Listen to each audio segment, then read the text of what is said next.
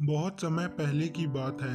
धौलपुर नामक गांव में मोहन अपनी पत्नी मधु के साथ रहा करता था। मोहन का एक छोटा बेटा चिंटू भी था, जो पास के ही स्कूल में पढ़ने जाया करता था। मोहन बहुत ईमानदार लड़का था। मोहन एक सेठ के यहाँ पर नौकरी किया करता था। मोहन सुबह सुबह उस सेठ की दुकान पर चला जाता था। आओ मोहन, और काम पर लग जाओ। तभी सेठ की दुकान पर ग्राहक आ जाता है। मोहन, अगर तुम्हारी दुकान पर रसोई घर का सारा सामान अच्छा है तो मुझे सारा सामान पैक करके दे दो।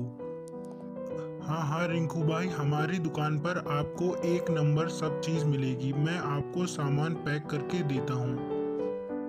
मोहन रिंकू को सारा सामान पैक करके दे देता है और रिंकू फिर दुकान पर से चला जाता है। इतने में शाम हो जाती है और मोहन भी अपने घर की ओर निकल जाता है। मोहन की पत्नी, आ गए आप, चलो आपके लिए चाय लेकर आती हूँ। मोहन, तुम्हें अब अपनी तनख्वाह बढ़वा लेनी चाहिए। तुम्हें अपने सेठ से बात करनी चाहिए कि वो तुम्हारी तनख्वाह थोड़ी सी बढ़ा दे।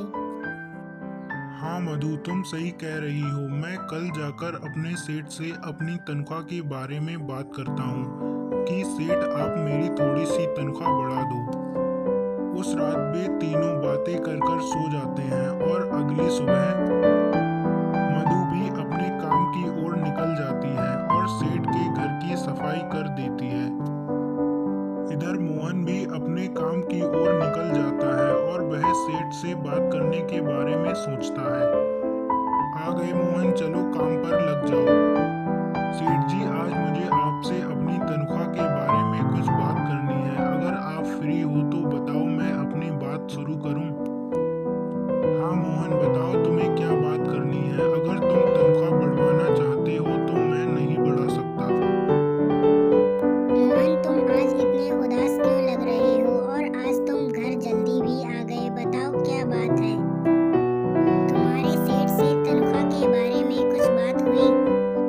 हाँ मधु, लेकिन सेठ ने मुझे आज से अपनी दुकान पर जाने से मना कर दिया है। अब मोहन को बहुत चिंता होने लगी थी। मोहन पूरे पूरे दिन सोता रहता था और बहुत चिंता करने लगा था। मोहन चिंता करने के कारण ही बीमार पड़ गया। उसकी पत्नी ने उसका अच्छे से इलाज भी करवाया। अगले दिन मधु, आओ मधु, क्या बात है? तुम इतनी चिंतित क्यों लग रही हो? सेठ जी, आज मुझे थोड़े से पैसों की ज़रूरत है। अगर आप मुझे थोड़े से पैसे उधार दे दें तो मेरा काम बन जाएगा। मधु, इस बैग में 50,000 रुपए हैं, जो तुम ले जाओ और जाकर अपना एक नया व्यापार शुरू कर लो। मधु उन पैसों को लेकर चली गई और मधु ने बाजार से अपने स्टॉल के लिए सारा सामान भी खरीद लिया।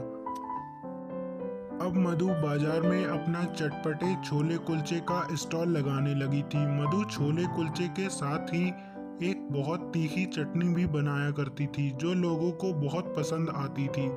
लोग उसके स्टॉल पर हमेशा भीड़ लगाए रहते थे। अब मधु के छोले कुलचे बहुत ज़्यादा बिकने लगे थे।